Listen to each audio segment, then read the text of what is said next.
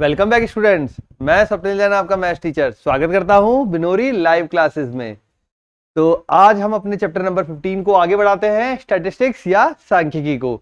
इसमें मैंने टेबल बनाने को बोला था। सबसे पहले तो आपको टेबल बना लेनी है जिससे आपको फॉर्मूले में सेपरेशन बना रहा है कि क्या क्या चीजें हमको फाइंड करनी होती है। तो यहाँ पे जो अभी तक हमने टॉपिक पढ़ा है फिर से एक बार रिवाइज कर लेते हैं। उसमें हमने पढ़ा है बेटा माध्य विचलन। माध्य विचलन हमें माध्य विचलन या इंग्लिश में बोलेंगे इसे मीन डेविएशन। तो एक हमें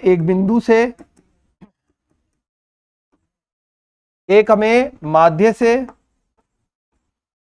माध्यिका से और बहुलक से। शायद आपकी बुक में बहुलक एनसीईआरटी में नहीं है। माध्य से, माध्यिका से और एक बिंदु से माध्य विचलन फाइंड किया जाता है। किस प्रकार से किया जाता है, फॉर्मूला आपको बता दिया। अब यहां पे तीन तरह के डेटा होते हैं। एक होता है अवर्गीकृत आंकड़े, इसमें सिर्फ x होता है। एक होता है अवर्गीकृत बारंबारता बंटन, इसमें x और f होता है। एक होता है वर्गीकृत बारंबारता बंटन, मतलब वर्ग अंतराल होता है।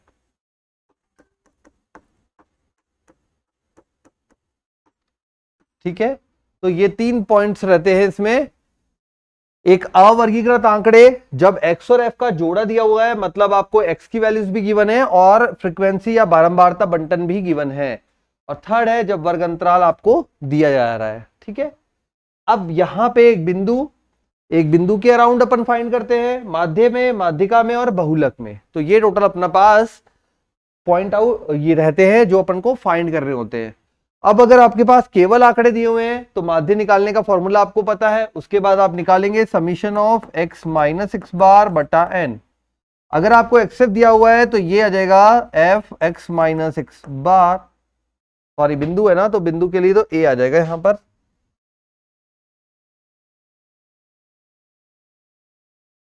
ठीक है, तो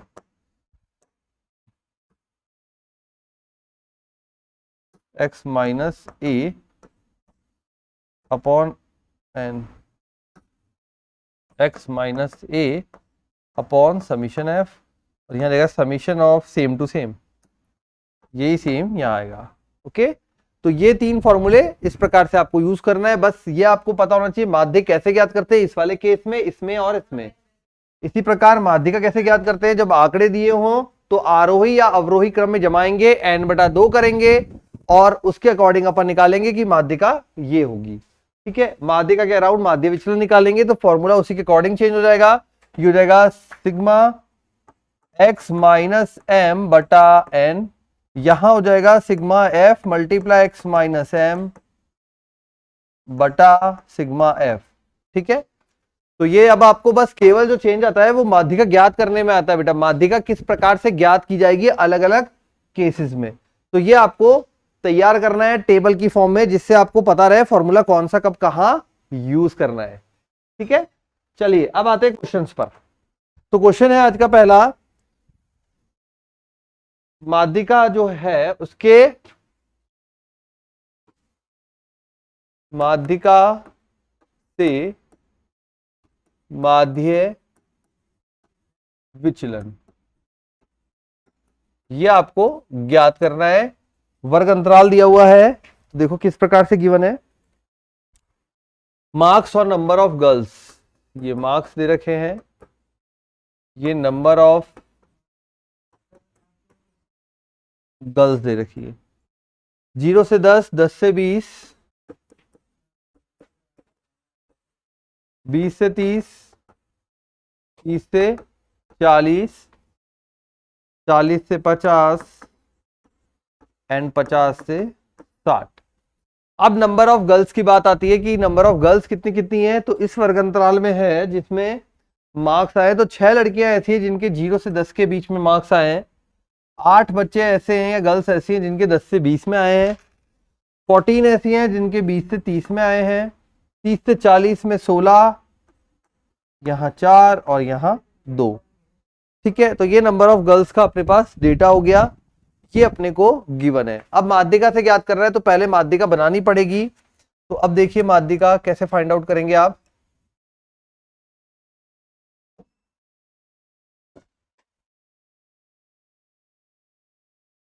माध्यिका फाइंड करने के लिए यहां से शुरू होता है अपने पास सॉल्यूशन वाला पार्ट। माध्यिका फाइंड करने के लिए हमें सबसे पहले CF बनाना पड़ेगा।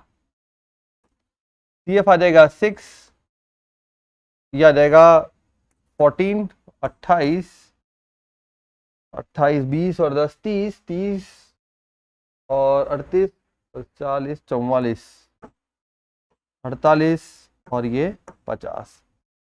ठीक है, ये आ गया CF। उसके साथ ही हमें यहाँ पे सिग्मा F भी चाहिए, ये एक्चुअली में F है, तो ये सिग्मेशन ऑफ F हमें देगा, ये भी 50 आएगा। जोड़ के देख लीजिए, ये हो जाएगा 30, 30, 40 और 50।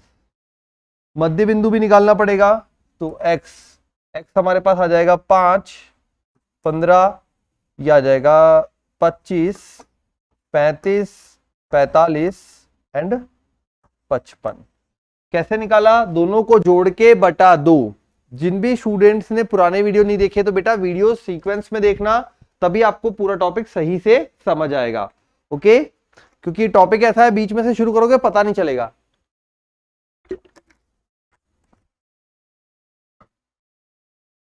ठीक है, x के मान बन गए, दोनों को जोड़ के बटा 2। वर्ग अंतराल की निम्न सीमा और उच्च सीमा दोनों को जोड़ के बटा 2 करते हैं तो अपने पास, ठीक है, अपने पास क्या जाता है? x का मान, या इसे बोलते हैं मध्य मान। अब हमारा पहला स्टेप होता है इसमें ये पता करना कि कौन सा माध्यिका वाला वर्ग अंतराल है।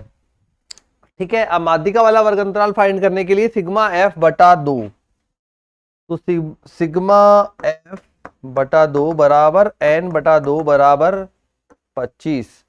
25 के अकॉर्डिंग बनता है 20 से 30। ठीक है, तो 25 के अकॉर्डिंग बनता है हमारे पास CF, सॉरी ये वाला ही है ना, 25 के अकॉर्डिंग, हाँ ये वाला है।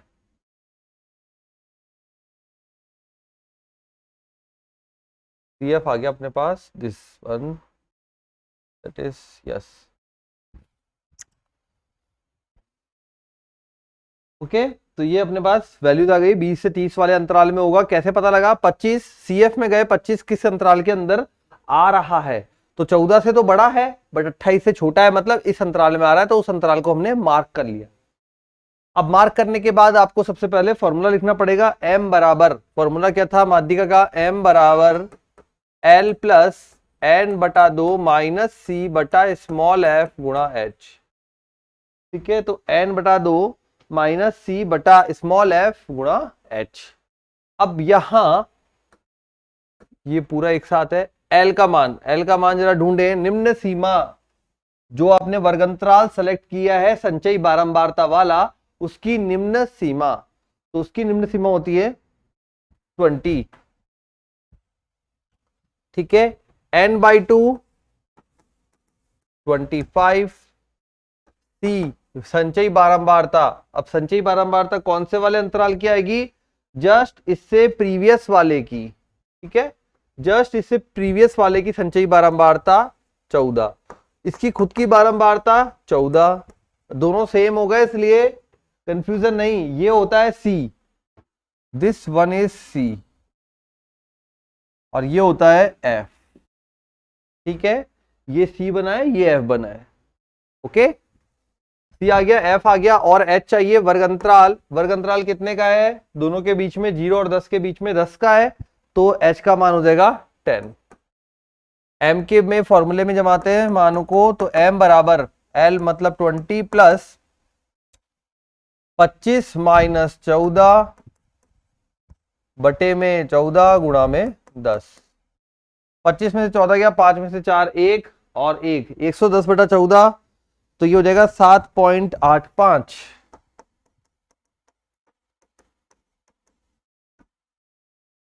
जो देगा 27.85। ठीक है, ये हो गया हमारे पास m का मान 27.85। तो m हम पर निकाल चुके हैं। यहां पे जो सारा खेल था वो m निकालने का ही था पहला। ठीक है, m निकालना आपको आ गया, माध्य का फाइंड करना आ चुका है वर्ग अंतराल वाले क्वेश्चंस के अंदर। अब अगला काम क्या है, अब अपन हर एक पद में से x माइनस एम करेंगे और उसका मॉड लेंगे। ठीक है, तो यहां पे mod of x minus M, 5 minus 27.85, ये बनेगा अपन को 22, 15 माइनस, देखो अब कितने का फर्क है, 5 और 10 का फर्क है, तो ये रह जाएगा 12.85, 25, तो ये रह जाएगा 2.85, 35 में से ये घटाया तो 7.15, 17.15 और 27.15 आ गए सभी मान।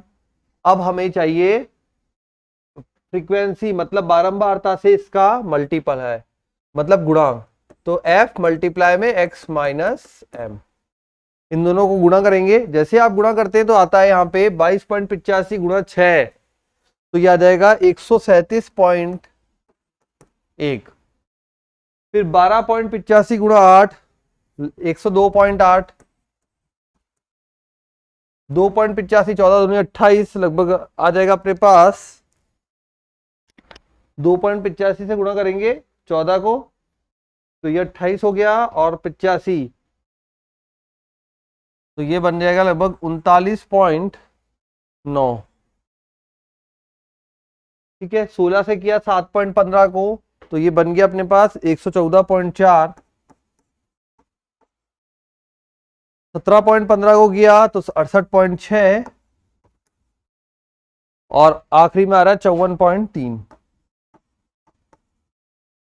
अब इनको जोड़ने की बारी आती है सबको, summation of F x minus M, 6 4 10, 9 और 1 10, 10 और 10 20 हो गए, 20 और ये आ गया अपने पास 31 का 1 पॉइंट, 3 हासिल पे आया, 3 आ गया अपने पास, तो 7 3 10, 10 और 9 19 20 21, 21 और 4 25, 25 और 4 29, 37, 7 आ जाएगा, 3 5 3 8, 8 और 1 9, 9 1 10, ठीक है, 10, 6 और 4 10, 20, 20 और 1 21, 21 का 1 हासिल लगी 2, 2 और 1 3 और 1 4 5, तो ये अपने पास आ गया 517 पॉइंट वर्ग। ठीक है, तो इन सब का समीशन आ गया 517.1। अब हमें फाइंड करना है del m is equal to 517.1, formula already बता चुका हूं, summation of f multiply X minus M बटे में कैपिटल N, या बोल सकते हो समीशन ऑफ f, तो 517.1 बटा 50, ये देगा अपने को 10.34। ठीक है, 10.34, ये हो जाएगा आपका आंसर। बुक का क्वेश्चन है, एनसीईआरटी का, पहले अपन ऑलरेडी बता दिया है आपको, पहले अपन एनसीईआरटी के क्वेश्चंस कर रहे हैं और उसके बाद जी मेंस में किस तरह के क्वेश्चन आते हैं वो करने वाले हैं। ठीक है, तो यहां से क्वेश्चन होता है कंप्लीट, जो आज का पहला क्वेश्चन था, और बुक के अकॉर्डिंग शायद 10वां या 11वां प्रश्न है आपकी प्रश्नावली में। ओके, चलते हैं नेक्स्ट क्वेश्चन पे। अब बोला है वापस भाई, माध्यिका से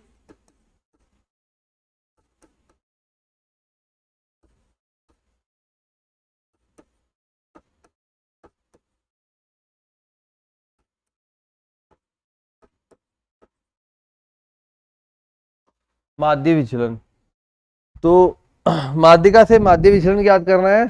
अब अपने को कुछ डेटा दिया हुआ है, देख लेते हैं वो क्या क्या है। अपने को बोला यहाँ पे एज है और यहाँ पे नंबर है। ठीक है भाई, एज बता दो, एज बोलिए 16 से 20, 16 से 20, और संख्या है जो है 5, फिर है 21 से 25, 26 से 30, 31 से 35,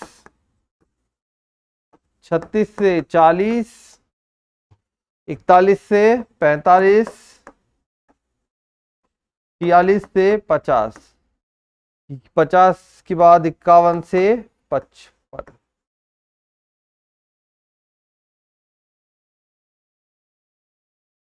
अब संख्याओं पे आते हैं।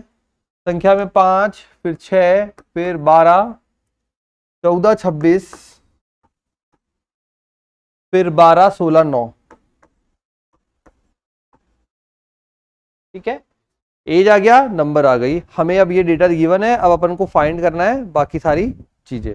अब यहां पे आपको एक चीज दिख रही होगी बेटा कि जो डेटा है वो गिवन कंटिन्यूस नहीं है, मतलब जो डेटा अपन को दिया हुआ है वो लगातार नहीं है, गैप आ रहा है बीच में। 16 से शुरू हुआ, 16 से 20 तक, लेकिन फिर 20 के बाद 20 से ना शुरू होके 21 से 25, फिर 25 के बाद 26 से 30, बीच में गैप आ रहा है एक का। जब भी इस प्रकार का गैप आए, जब भी इस प्रकार का गैप आए, आपने 10th में भी किया होगा, अगर ये गैप आएगा तो आपको हमेशा यहां पे वैल्यूज को 0.5 को लोअर लिमिट में, ठीक है, 0.5 को लोअर लिमिट में घटाना है और अपर लिमिट में जोड़ना है। लोअर लिमिट में उस 0.5 को घटाना है और अपर लिमिट में जोड़ना है। 0.5 ही क्यों? क्योंकि एक का गैप था तो हम हाफ इधर से चलेंगे और हाफ उधर से चलेंगे। 2 का गैप होता तो एक इधर से चलते, एक उधर से चलते। 3 का गैप होता तो 0.75 इधर से चलते, 0.75 इधर से चलते। ठीक है, तो जनरली आपको 1 का गैप एक का ही गैप मिलता है। एक का गैप मिलेगा तो आप 0.5 लोअर लिमिट से घटाएंगे और अपर लिमिट में जोड़ेंगे। ठीक है, तो हम यहां, ठीक है, इस क्वेश्चन में जो डेटा दिया हुआ है वो कंटिन्यू नहीं है, लगातार नहीं है, इसलिए हम वर्ग अंतराल के अंदर लोअर लिमिट में 0.5 घटाएंगे और अपर लिमिट में 0.5 जोड़ेंगे। अब ऐसा करने से अपने पास क्या बन जाएगा? ऐसा करने से अपने पास हो जाएगा बेटा, वापस से कॉलम बनेगा एज का। ठीक है, आप जब ये तो क्वेश्चन में गिवन आएगा, अब जब सॉल्यूशन में लिखोगे तो डायरेक्ट ए जो है ये वाला ना लिख के ये वाली लिखोगे जो मैं ब्लू पेन से लिख रहा हूं। ठीक है, 0.5 लोअर लिमिट में घटाएंगे, अपर लिमिट में जोड़ेंगे। तो 16 में से 0.5 गया 15.5 और यहां आ जाएगा 20.5। सिमिलरली यहां हो जाएगा 20.5 और यहां हो जाएगा 25.5, फिर यहां हो जाएगा 25.5। देखो डेटा कंटिन्यू हो गया 30.5, फिर ये हो जाएगा 30.5, तो इधर हो जाएगा 35.5, तो इधर हो जाएगा 35.5, तो इधर हो जाएगा अपने पास 40.5, ये हो जाएगा 40.5, तो इधर हो जाएगा 45.5, 45.5, तो इधर हो जाएगा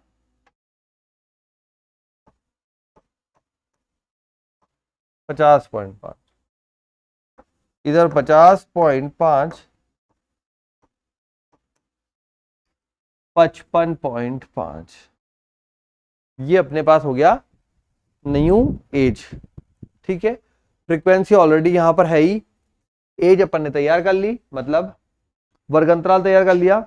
अब अपने पास वही सारा प्रोसेस है, माध्यिका ज्ञात करनी है आपको, तो माध्यिका के लिए जो जो चीजें रिक्वायर्ड होती है वो सब फाइंड करना पड़ेगा। अब माध्यिका के लिए पहला चीज होता है अपने पास सिग्मा एफ। सिग्मा एफ तैयार करते हैं। ठीक है, समीशन ऑफ एफ जोड़ लेते हैं बेटा, तो ये आ जाएगा 6, 5, 11, 11 और 10, 21, 22, 23, 24, 25, 25 और 9, 34, 6, 40, 5, 6, 7, 8, 9, 10। हमें यहाँ पे मध्यमान चाहिए होगा x। ठीक है, अब आप यहाँ पे देखिए 0.5 जोड़ा है और घटाया है दोनों तरफ से। अब आपको x चाहिए तो कहीं से भी निकाल सकते हैं। ठीक है, देखो 20 और 30, 35, 36 हो जाएगा दोनों को जोड़ के, तो 18 यहां से भी हो जाएगा। ठीक है, लेकिन फर्क क्या पड़ेगा, जब आप m निकालेंगे तब फर्क आ जाएगा।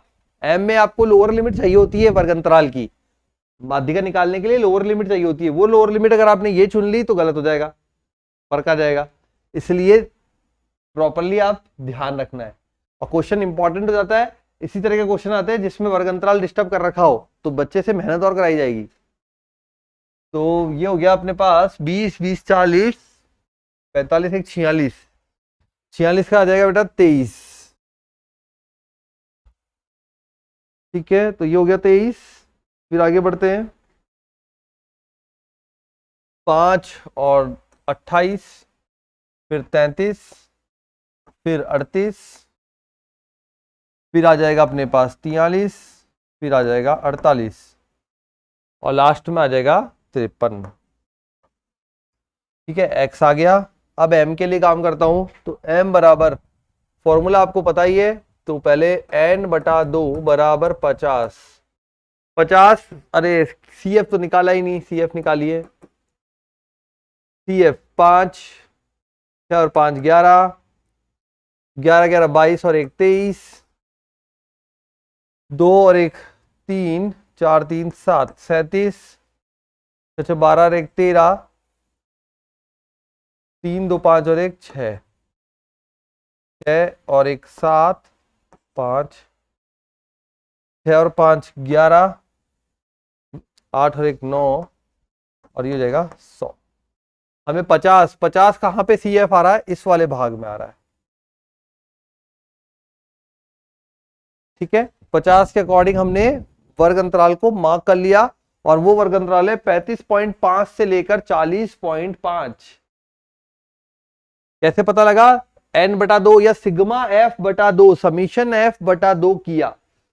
सिग्मा और समीशन एक का ही नाम है, समीशन भी बोल सकते हैं या सिग्मा भी बोल सकते हैं। ठीक है, तो ये हमने किया, आया अपने पास 50 आ गया, तो उस 50 के अकॉर्डिंग CF पे गए, जो कि 63 के लिए L बनेगा अपने पास 35.5 लोअर लिमिट। ठीक है, C बनेगा इसके प्रीवियस वाली संचयी बारंबारता 37, इस अंतराल की फ्रीक्वेंसी बनेगी F बराबर 26। ठीक है, उसके अलावा H जो हमें चाहिए वो बनेगा अपने पास, गैप देखो यहां पे, सॉरी यहां पे 15.5 20.5, कितने का गैप है? 5 का, तो H बराबर 5। बस फॉर्मूला लगा दें, तो M बराबर 35.5 प्लस 50 माइनस 37/26 गुणा 5। फॉर्मूला आपको लिखवा रखा है, पिछले क्वेश्चन में भी लिखवाया है, यहां आप देख सकते हैं वैल्यूज मैंने उसके अकॉर्डिंग ही रखी है। तो 35.5 प्लस कितना बचा? 37 38 39 40, 13/26, ये काटेगा 2 बार। जब 5 में 2 का भाग दोगे तो आपके पास आ जाएगा 5/2 2.5, तो 35.5 प्लस 2.5, ये वैल्यू देगा हमें 38। ठीक है, इसने वैल्यू दे दी 38। आ गया समझ में? अब 38 हमारे पास मान आ चुका है, तो यहां पे मैं नेक्स्ट टेबल पे जाऊंगा, x माइनस एम, ये हो जाएगी हमारी नेक्स्ट टेबल में वैल्यू x माइनस एम की। बनाते जरा क्या वैल्यू आती है x माइनस एम में? 18 माइनस 38 20, 5 का गैप आएगा 15, फिर 5 का गैप आ जाएगा 10, फिर 5 का गैप आ जाएगा 5, फिर 5 का गैप आ जाएगा 0, फिर 5 का गैप आ जाएगा 5, फिर 10 और फिर 15। आ गया? अब f से गुणा करना है, तो बेटा देखो यहाँ पे क्वेश्चन जो है वो बिल्कुल लगभग सेम चल रहा है, जैसा पिछला क्वेश्चन था बिल्कुल सेम है। डेटा आपको ये समझ में आ गया होगा, यहाँ पे जो चेंजेस करने हैं वो किस प्रकार से करने। यदि वर्ग अंतराल कंटिन्यू नहीं हो, संतत नहीं हो, लगातार नहीं हो, तब f से गुणा करेंगे तो f मल्टीप्लाई में x माइनस एम, f से गुणा, ये रहा अपने पास f नंबर्स, और ये अपने पास x माइनस m, 5 दूनी 10, 100, 15 छिकी 90, 10 गुणा 12 120, 5 14 पंजे 70, ये 0। ठीक है, फिर आ जाएगा 12 पंजे 60, 160, 15 नब्बे 135। कितना आएगा इसका योग? जोड़ आएगा बेटा इसका 5 6 3 9, 9 और 6 15, 15 और 9 24, 24 और 9 33, 3 और 1 4 5 6 7। तो del m is equal to summation of f multiply में x माइनस m बटा समीशन ऑफ f, जो कि हो जाएगा 735 बटा 100, और आंसर आ जाएगा अपने पास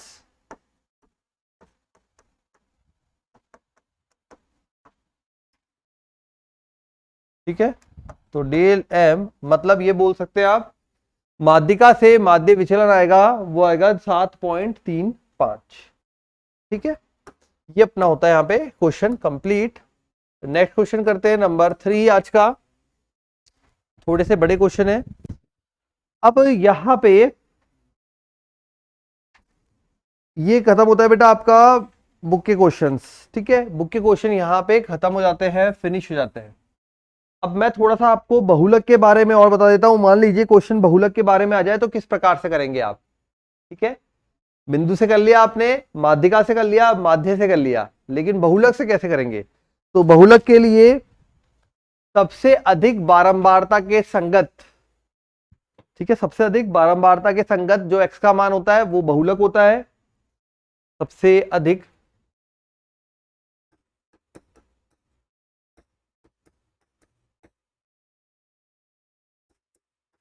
बारंबारता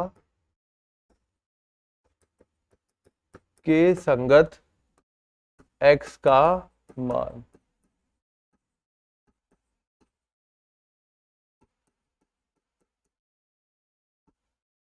ठीक है, जब आपको अवर्गीकृत आंकड़े दिए हुए हैं तो आप देखेंगे आंकड़ों में कितना, कौन सा मान ऐसा है जो सबसे ज्यादा बार आया है, वही बहुलक कहलाएगा। ठीक है, जब आपको x और f की जोड़ी दी हुई होगी, x और f अवर्गीकृत बारंबारता बंटन, तब आप देखेंगे f का मान कहां पर सबसे ज्यादा है, उसके संगत x का मान बहुलक हो जाएगा। दोनों केस समझ में आ गए। अब थर्ड केस, जब वर्ग अंतराल दिया होगा, जब वर्ग अंतराल दिया होगा तो फॉर्मूला बनेगा बहुलक z बराबर, जब वर्गीकृत बारंबारता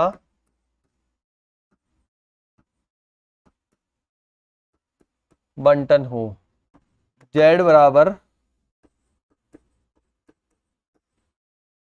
बहुलक का मतलब ही यही है, वो ये बताता है कि भाई कौन सा मान x का सबसे ज्यादा बार रिपीट हुआ है या सबसे ज्यादा बार आया है। ठीक है, तो बहुलक z बराबर फॉर्मूला हो जाएगा L plus f0 minus f1 upon 2f0 minus f1 minus f2 multiply h।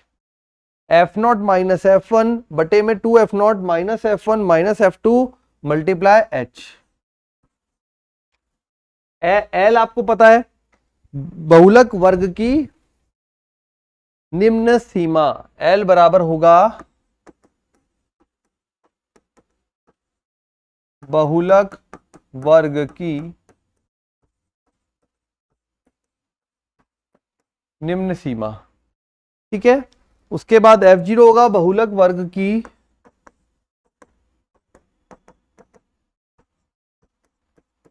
बारंबारता। तो f0 हो गया बहुलक वर्ग की बारंबारता। f1 होगा बहुलक वर्ग से पूर्व वर्ग की, बहुलक वर्ग से पूर्व वर्ग की बारंबारता, F2 होगा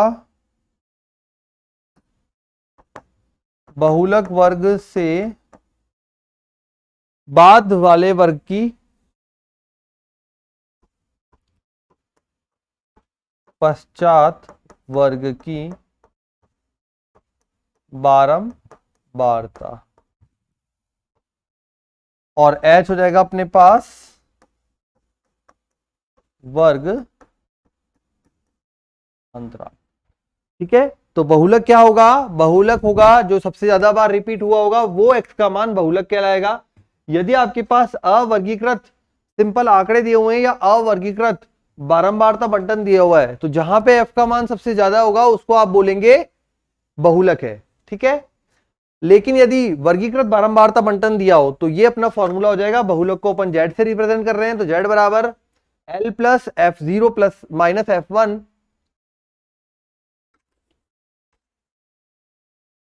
अपॉन में 2F0 minus F1 minus F2 multiply H। ठीक है, F0 जो है ना इसको F0 भी बोलते हैं, FNOT नॉट नहीं वाला। ठीक है, तो ये F0 समझ जाना, F0 जो होता है उसको F0 भी बोलते हैं। अब बहुलक वर्ग की निम्न सीमा वो L कहलाएगी। पहले बहुलक वर्ग कैसे पहचानोगे और माध्यिका वर्ग कैसे पहचानोगे, दोनों में अंतर क्या है? तो माध्यिका वर्ग कैसे पहचान रहे थे हम? माध्यिका वर्ग में हम कैपिटल N बटा 2 कर रहे थे और वो मान जिस संचयी बारंबारता में आ रहा है उसको मार्क कर रहे थे, वो हो रहा था हमारा माध्यिका वर्ग। अब हमारे बहुलक वर्ग पे तो जिसमें भी सबसे ज्यादा F का मान होगा वो वर्ग अंतराल जो कहलाएगा बहुलक वर्ग। तो बहुलक वर्ग में F का मान सबसे अधिक होगा। F0 जो होगा या F0 जो होगा वो बहुलक वर्ग की बारंबारता होगी, मतलब सबसे बड़ा मान होने वाला है। F1 इसके जस्ट ऊपर वाला, F2 इसके जस्ट नीचे वाला, बारंबारता मल्टीप्लाई में H वर्ग अंतराल।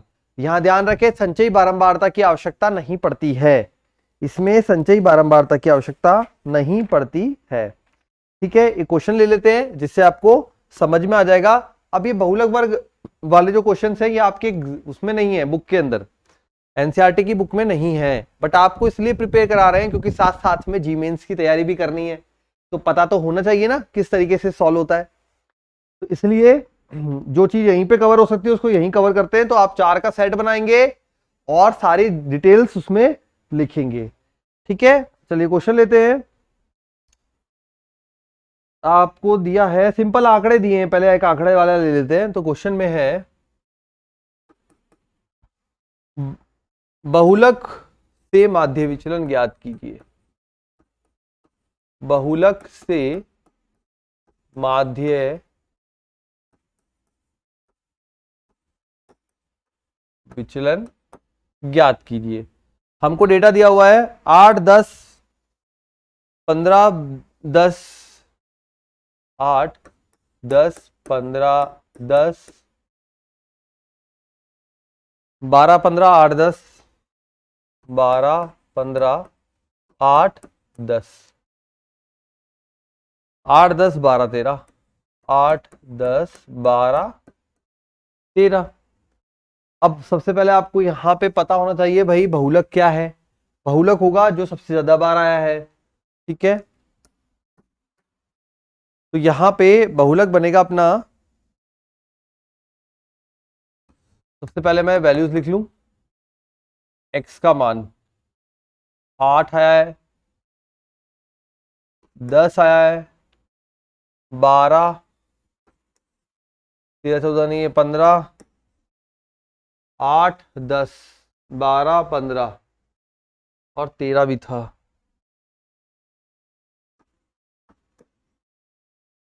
ठीक है, इसमें अपन ने f का मान भी लिख दिया। f मतलब फ्रीक्वेंसी कौन कितनी बार आया है, 1 2 3 4 5 6 7 8 9 10 11 12, टोटल 12 संख्या है। 8 आया है 1 2 3 बार, 3 बार 8 आया है। 10 कितनी बार आया है 1 2 3 4 बार। 12 कितनी बार आया है 1 बार 2 बार। 13 कितनी बार आया है केवल 1 बार। और 15 कितनी बार आया है 2 बार। ठीक है, समीशन ऑफ f देखें अगर तो यहां हो जाएगा, देखो एफ होता क्या है, कौन कितनी बार आया है, कितनी बार रिपीट हुआ है, उसकी कितनी बारंबारता है, बारंबार बार बार आना है ना, बारंबारता का मतलब ही होता है बार बार आना। तो 4 3 7 8 9 1 10 2 12, हमारी वैल्यूज हमने गिनी थी 1 2 3 4 5 6 7 8 9 10 11 12, टोटल 12 वैल्यू यहाँ कवर हो गई। ठीक है, अब सबसे अधिक किसका आ रहा है, सबसे अधिक आ रहा है बेटा बारंबारता इसका। तो आप क्या बोलेंगे यहाँ पे, सबसे अधिक बारंबारता 4 है, जिसके संगत x का मान बहुलक होगा, जो कि आ रहा है z बराबर 10 बराबर बहुलक। ठीक है, बहुलक हमने निकाल लिया। अब हमारा अगला काम होता है x माइनस जेड का मॉड। तो 8 माइनस 10 2, ठीक है, 10 माइनस 2 10 0, 12 2, 13 3, 15 5। अब यहां पे हमने इस प्रश्न को, सिंपल आंकड़े दिए हुए थे, इसको हमने x और f के जोड़े में खुद कन्वर्ट कर लिया, x और f बना दिया ना। या तो बारंबारता दी होगी, नहीं दी तो आप बना भी सकते हो ना, ऐसा पिछले क्वेश्चन में भी कर सकते हो, मतलब माध्यिका वाले में भी कर सकते हो, माध्य वाले में भी कर सकते हो, ये कोई नई चीज तो है नहीं, तो ऐसा बिल्कुल अलाउ है, कोई प्रॉब्लम नहीं है। तो ये हो गया अपने पास f multiply X minus Z, 3 2 6 0 4 3 and 10, इसका समीशन आ रहा है 6 4 10 20 23, तो यहां पे वैल्यू आ जाएगी 23। फॉर्मूला हो जाएगा हमारा मीन डेविएशन, या बोले बहुलक से माध्य विचलन, लिख ही देता हूं, बहुलक से माध्य विचलन डेल जेड, बहुलक से माध्य विचलन डेल जेड बराबर समीशन ऑफ एफ मल्टीप्लाई में एक्स माइनस जेड बटे में समीशन एफ बराबर 23/12, वैल्यू आएगी 1.916, 1.916। आ गया समझ में। तो बहुलक वाला प्रश्न फिर से बता रहा हूं, आपके एनसीईआरटी की बुक में नहीं है, तो जो भी स्टूडेंट 11th की क्लास की उद्देश्य से पढ़ रहे हैं वो इसको समझ लीजिए, लेकिन आपके बुक में नहीं है अवेलेबल, तो क्लास 11th स्कूल वाले एग्जाम में तो नहीं आएगा। तो हम किस उद्देश्य से पढ़ा है हमने, ये जी मेंस के उद्देश्य से। ठीक है, एक और देखते हैं। अब जी मेंस में क्वेश्चन ऐसे नहीं आएंगे, आएंगे थोड़े बदल कर, लेकिन पहले आपको बेस तो पता हो ना, होता क्या है बहुलक के क्वेश्चंस में या बहुलक में, किस प्रकार से फाइंड किया जाता है और किस प्रकार से लिखा जाता है। चलिए अगला बोला है बंटन का बहुलक से, बंटन का बहुलक से बंटन का बहुलक से माध्य विचलन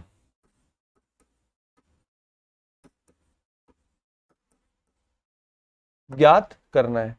अब बहुलक से माध्य विचलन ज्ञात करना है किसी भी दी गए बंटन का। तो यहां दे रखा है अपन को वर्ग, यहां दे रखा है एफ, वर्ग में अपने पास है 140 150 150 160 160 170, और लास्ट कहां तक जा रहा है 200 तक, तो 170 180 180 190 और 190 से 200 तक। अब बात आती है फ्रीक्वेंसी की, वो कितनी कितनी होगी, तो वो यहां पे गिवन है 4 6 10 12, 4 6 10 12 9 3। ठीक है, ये हो गया हमारे पास एफ। अब इसके बाद यहां पे बहुलक के लिए हमें क्या क्या चाहिए, हमें चाहिए x का मध्यमान, उसकी जरूरत पड़ेगी। ठीक है, तो x का मध्यमान निकाल लेते हैं। x का मध्यमान इन दोनों के बीच में आ जाएगा, दोनों को जोड़ के बटा 2, तो xi जो रहेगा वो रहेगा 145, 155, 165, 175, 185 और 195। ये एक्सआई का मान हो गया। बहुलक आपको बताया था, बहुलक वर्ग कैसे पहचानते हैं? जिसकी बारंबारता सबसे अधिक हो वो वर्ग बहुलक वर्ग कहलाता है। ठीक है, तो सबसे अधिक बारंबारता वाला जो वर्ग है यहाँ पे वो हमारा बन रहा है 170 से 180। सबसे अधिक बारंबारता वाला वर्ग बहुलक वर्ग कहलाता है। फॉर्मूला ऑलरेडी बता दिया आपको, m बराबर, सॉरी m नहीं z, बहुलक है तो z। ठीक है, तो z बराबर l plus f1 minus f0 बटे में 2f1 माइनस, उल्टा लिख दिया, f0 माइनस f1 अपॉन में 2f0 minus f1 minus f2 multiply h। ये सारे मान हमें चाहिए, बहुलक वर्ग हमारे पास आ चुका है। अब मान कैसे निकालोगे? मान निकालने के लिए देखो L बराबर है, L होता है वर्ग अंतराल, जो बहुलक वर्ग अंतराल आया है उसकी लोअर लिमिट, निम्न सीमा। तो कितनी हो गई निम्न सीमा? 170।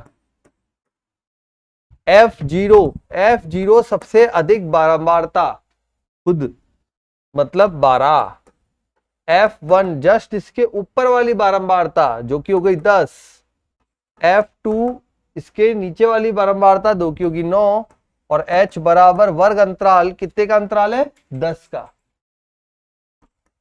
मान समझ में आ गए? ठीक है, तो मान अपन ने रख दिए। अब फॉर्मूले में जमा देते हैं इन्हीं मानों को। तो फॉर्मूले में जमाएंगे तो Z बराबर 170 plus F0 minus F1 12 minus 10 बटा 2 गुणा 12 माइनस 10 माइनस 9 गुणा H।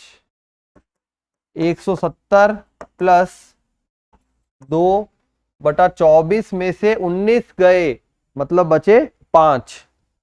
तो ये आ गया अपने पास 5 मल्टीप्लाई 10। 5 दो बार जाएगा, 2 2 4, तो 174 वो आएगा बहुलक। 174 आ जाएगा बहुलक। तो हमने माध्य निकालना सीख लिया, माध्यिका निकालना सीख लिया, और अब बहुलक निकालना भी सीख लिया। क्या बनेगा? x माइनस जेड मॉड में। अब x यहाँ पे 145 और z है 174, तो क्या क्या वैल्यू बनती है? तो वैल्यू देख लेते हैं।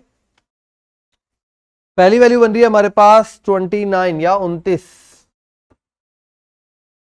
145 माइनस 174 माइनस में आएगा, जिसे अपन ने प्लस में बदल दिया। फिर नेक्स्ट वैल्यू बन रही है 19 और अगली वैल्यू बन रही है 9। 175 माइनस 174 1,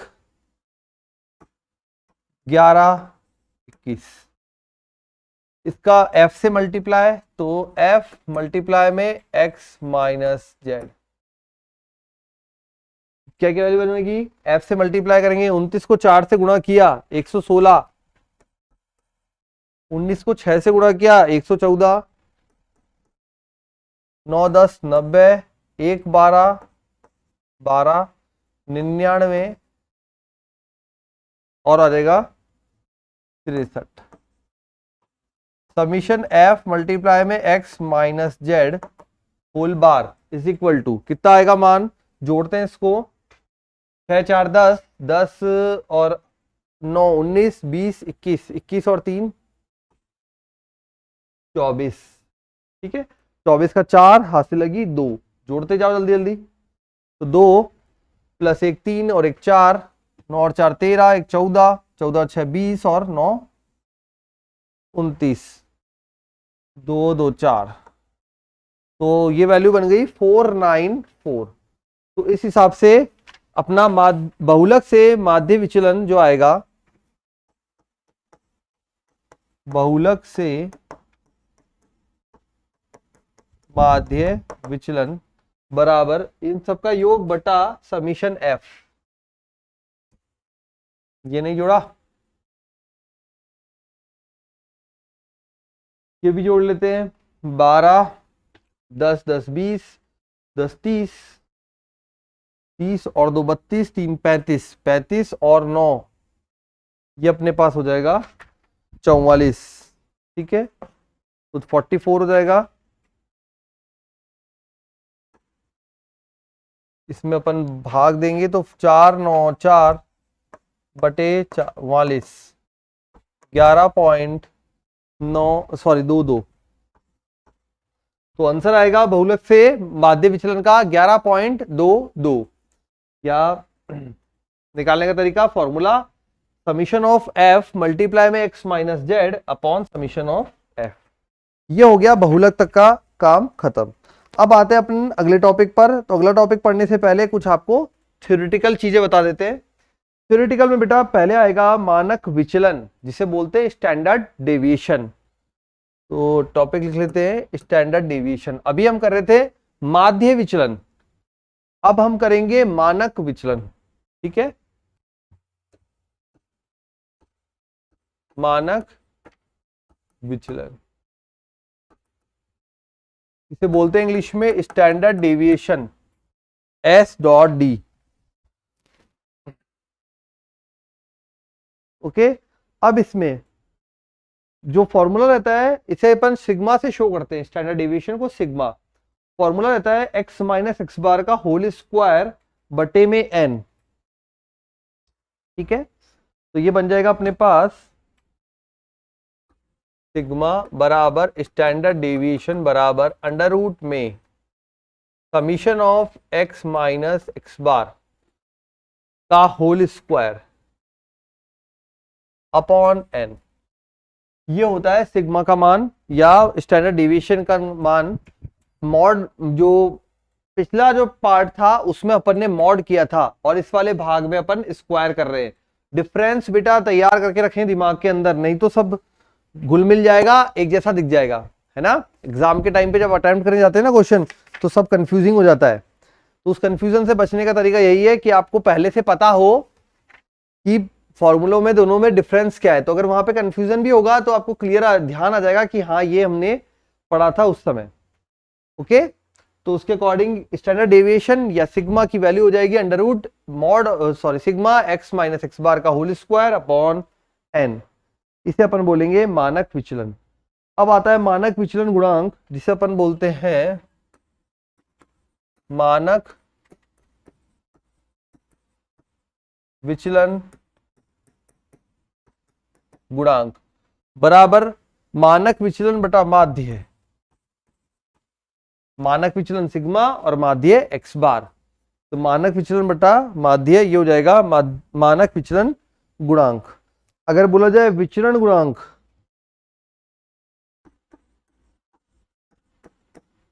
विचरण गुणांक इसका वैल्यू आएगा सिग्मा बटा एक्स बार गुणा 100। ठीक है, इस प्रकार से ये रहेगा अपना फॉर्मूला। अब यहां पे मानक विचलन यदि, अब वही अपने पास तीन तरह के आंकड़े रहेंगे, एक अवर्गीकृत आंकड़े, एक अवर्गीकृत बारंबारता बंटन और फिर रहेगा तीसरा वर्गीकृत बारंबारता बंटन। तो पहला आ रहा है अवर्गीकृत आंकड़ों के लिए।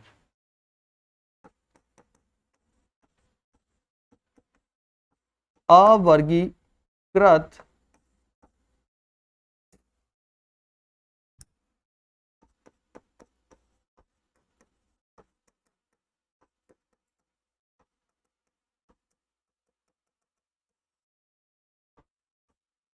अवर्गीकृत आंकड़ों के लिए मान लीजिए आपके पास पद जो है वो है n। ठीक है, x1 x2 x3 और xn तक n पद हैं।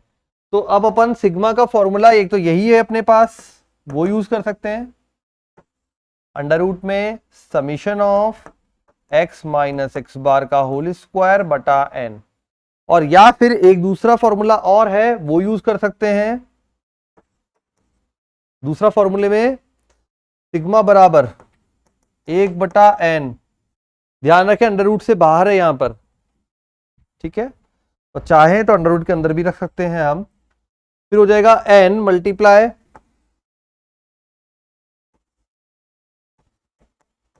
माइनस में एक्स बार का, सॉरी एक्स बार क्या, समीशन ऑफ एक्स आई का होल स्क्वायर। ठीक है, ये बन जाएगा 1/n अंडर रूट में n multiply summation of X आई का square minus summation of X आई का होल स्क्वायर। इसको लिखने का और तरीका है एक और,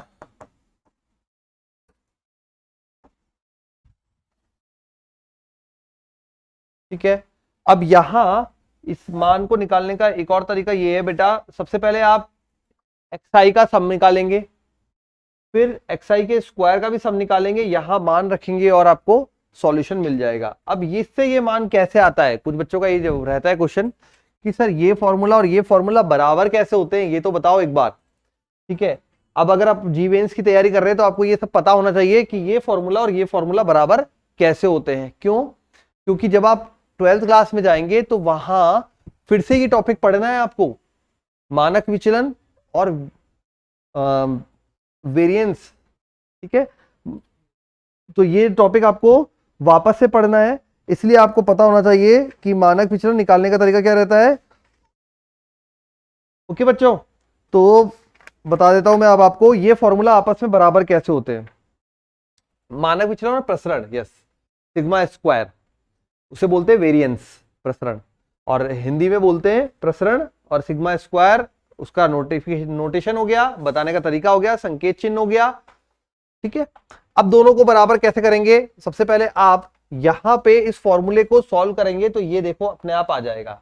ठीक है, करें सॉल्व, तो देखिए कैसे करते हैं। ये आपको पता है, मैं यहां पे नए पेज से करता हूं बेटा। ये मुझे फॉर्मूला दिया गया X I minus x bar whole square upon N, यही दिया है आपको, summation X minus x bar का whole square minus x bar का होल स्क्वायर बटे में एन अंडर रूट के अंदर, that is equal to sigma. ठीक है, अब मेरे को वो दूसरा वाला रूप निकालना है तो वो मैं आपको निकाल के दूंगा। अब कैसे निकालते हैं देखिए यहां पे, अब इसको मैं खोलता हूं यहां पे, सिग्मा बराबर अंडर रूट में ही होल स्क्वायर को जब ओपन करेंगे तो देखो summation of X I square A square minus 2 X I X bar plus X bar का स्क्वायर अपॉन में एन। ठीक है, अगर समीशन ऑफ 1 कहा जाए, समीशन ऑफ 1 मतलब क्या होगा ये भी समझ लो, ये भी एक लॉजिक है। अगर आपको कभी भी मिले समीशन ऑफ 1, इसका मतलब क्या है, इसका मतलब होगा 1 + 1 + 1 कब तक, 1 से, सॉरी आई बराबर 1 से n तक। ठीक है, अब ये आपको बोला गया है n बार है। ठीक है, ये हमको बोला गया n बार है, चीज समझना बेटा, लॉजिक है ये एक। तो समीशन ऑफ 1 अगर अपन को बोला गया है तो इसका मतलब क्या है भाई, आई समीशन जो होता है किसी बिंदु से किसी बिंदु तक जाता है, यहां बोला गया 1 से n तक जा रहा है, डिफॉल्ट जो रहता है वो 1 से n रहता है, अगर कुछ स्पेशल रहेगा तो फिर लिखा जाएगा, नहीं तो उसका मतलब है 1 से n तक। अब 1 से n है तो इसका मतलब 1 बार 2 बार 3 बार, हर बार 1 लिखना है आपको, कितनी बार, n बार। जब आपने n बार लिख दिया, अगर 1 को 2 बार जोड़ेंगे तो 2 बनेगा, 3 बार जोड़ेंगे 3 बनेगा, n बार जोड़ेंगे तो कितना बन जाएगा, n बन जाएगा। इसकी जरूरत पड़ेगी इसलिए यहां समझाया है। ठीक है, अब कैसे जरूरत पड़ेगी बताओ, तो देखो, तो सिग्मा बराबर अंडर रूट में, ये देखो यहां पे समीशन तीनों पे अप्लाई होगा एक एक बार, तो एक जाएगा इसके पास बटे में n माइनस एक जाएगा इसके पास, तो x बार तो एक संख्या है, 2 एक संख्या है।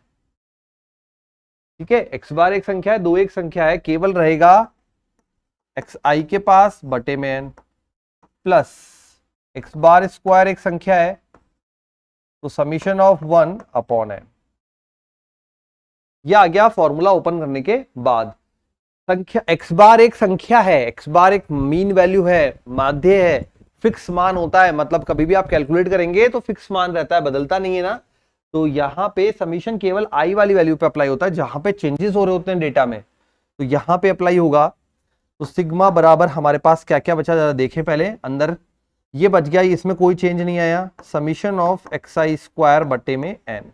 ठीक है, अगर ये देखें अपन ये वाली, तो ये बन गया हमारे पास 2x बार मल्टीप्लाई में x बार प्लस ये मैंने अभी सिग्मा 1 आपको बताया n होता है, n से n कट जाएगा तो आपके पास बचेगा x बार का स्क्वायर। अब आप देखें यहां पे ये x बार का स्क्वायर है माइनस का ट्वाइस, तो मैं इसे लिख सकता हूं अगले स्टेप में कि सिग्मा बराबर अंडर रूट में, देखो ये बहुत काम आने वाला है फॉर्मूला, ठीक है, आपके 12th में भी काम आएगा और क्वेश्चन जो है ना वो इसी भाग से ज्यादा बनते हैं। ठीक है, मतलब जी मेंस में या और भी जो कंपटीशन आप देने वाले हैं एनडीए के अंदर भी इसी में से क्वेश्चंस आते हैं। प्रश्न दिया हुआ है, मानक विचलन दिया हुआ है, कोई वैल्यू मिसिंग है, अब आप बताओ क्या होगी। तो यहां आपको फॉर्मूले का रूपांतरण भी आना चाहिए, मतलब एक रूप से दूसरे रूप में बदलना आना चाहिए, क्योंकि बदलने के दौरान आपको पता लगता है ना कि क्या क्या स्टेप उसमें यूज हुए थे। अब वैल्यूज जो दी रखी है उसको हम उसके अकॉर्डिंग एडजस्ट कर सकते हैं। ठीक है, तो देखिए ये हो जाएगा माइनस का 2x बार स्क्वायर, यहां पे प्लस का x बार स्क्वायर है तो एक बचेगा, मतलब हमारे पास रह गया समीशन ऑफ एक्सआई स्क्वायर बटा एन माइनस x बार का स्क्वायर। ठीक है, अब अगर मेरे को बाहर n से गुणा भाग, ठीक है, ये बन गया अपने पास, तो ये अपने पास बन गया फॉर्मूला। अब अगर ये बटे वाला n हमको बाहर लेना है, बटे वाला n बाहर लेना है तो रूट बन के आएगा बाहर, तो मैं क्या करूं सकता हूं, इसको मैं ऐसा भी लिख सकता हूं, समझना बेटा, ये यहां पे एक फॉर्मूला बन गया, एक तो ये रूप बन गया आपके पास। ठीक है, अभी भी आपका वाला रूप जो है, ये वाला जो मैंने लिख पाया ये रूप नहीं आया, थोड़ा सा चेंजेस आया है ना, ये रूप नहीं आया। अब यहां इस रूप में आने के लिए, इस रूप में आने के लिए मैं क्या करूंगा, यस, इस रूप को मैं लिख सकता हूं 1/n, n/n से मल्टीप्लाई किया मैंने,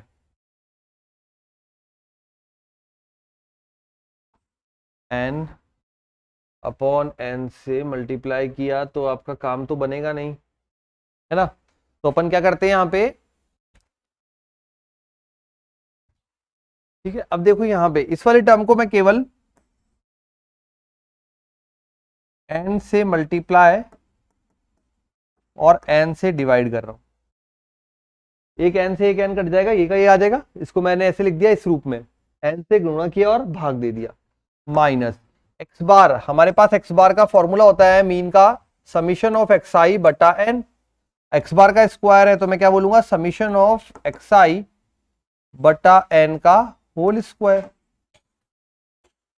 ये भी n स्क्वायर कर देगा, ये भी n स्क्वायर कर देगा, दोनों का n स्क्वायर है, अंडर रूट से बाहर निकालूंगा तो सिग्मा बराबर क्या आएगा, सिग्मा बराबर आएगा 1/n अंडर रूट में n समीशन ऑफ xi का square minus summation of xi का होल स्क्वायर।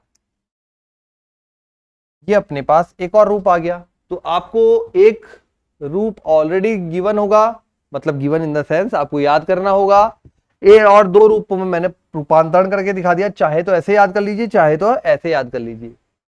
ठीक है, एक्स बार आप निकाल चुके होंगे समीशन एक्स बटा एन करके, उसकी तो जरूरत पहले ही पड़ जाती है, इसलिए फॉर्मूलों का रूपांतरण आना चाहिए। यहां पे ये इंपॉर्टेंट रूपांतरण है, ऐसा नहीं सबको पढ़ना पड़ता है, पर इसको पढ़ना पड़ेगा, इंपॉर्टेंट है। जीमेंस में क्वेश्चन इस तरीके से रीअरेंज करता है, वो अरेंजमेंट जो बनाता है ना, तो आपको ये लॉजिक क्लियर है किस प्रकार से एक से दूसरे रूप में बदला है, तो आप क्वेश्चन आराम से अटेम्प्ट कर पाएंगे। ठीक है, तो ये रहेगा अपना फॉर्मूला, दोनों फॉर्मूले याद कर लेना। ठीक है, और साथ में ये भी ध्यान रखना 12th क्लास के लिए भी फॉर्मूले काम आने वाले हैं, तो याद अभी भी कर रहे हैं, और वहां पे थोड़ा सा चेंज होगा ना, इनका ना लिखने के तरीके में, बाकी फॉर्मूला यही रहने वाला है। ठीक है, तो ये हो गया अपना यहाँ पे कंप्लीट। अब ये हमने पढ़ा अवर्गीकृत आंकड़ों के लिए। अब मान लीजिए आपको वो दे दिया अवर्गीकृत बारंबारता बंटन के लिए, अवर्गीकृत बारंबारता बंटन। मतलब कौन से वाले क्वेश्चन है भाई ये, तब आपके अगर तो कौन से वाले क्वेश्चन है ये, है एक्स और एफ के जोड़े वाले। मतलब अपन को एक्स दिया हुआ है और साथ में बारंबारता दी हुई है, एफ दिया हुआ है। तब कैसे करेंगे, तो सिग्मा बराबर फॉर्मूला बनेगा, अब वही हर बार दो रूप चलेंगे, अब एक रूप का कन्वर्जन आपको आ चुका है, तो summation of F x minus x bar का whole square divided by capital N, जिसको आप सिग्मा एफ भी बोल सकते हैं, ठीक है। एक्स बार जो होगा वो सिग्मा एफ एक्स अपॉन और सिग्मा एफ बराबर एन भी होता है, ठीक है। तो ये अपना हो जाएगा फॉर्मूला जब अपने पास एक्स और एफ का जोड़ा दिया हुआ हो, तो ये हम ये वाला सूत्र यूज कर सकते हैं, ठीक है। अच्छा, इसी सूत्र को हम दूसरे रूप में लिखना चाहें तो सिग्मा बराबर, और लिख सकते हैं इसको, जो सेकंड रूप है वो है under root 1/n summation of f i x I square minus 1/n summation of f i x आई का होल स्क्वायर। ये फॉर्म बहुत इजी है सॉल्व करना, जब अपन टेबल बनाते हैं तो ये रूप इजी पड़ता है, बट यहां एक ही चीज प्रॉब्लम आती है बच्चों को कि ये फॉर्मूले में ये एक्स आई का स्क्वायर है, यहां पे समीशन का पूरी वैल्यू का स्क्वायर है।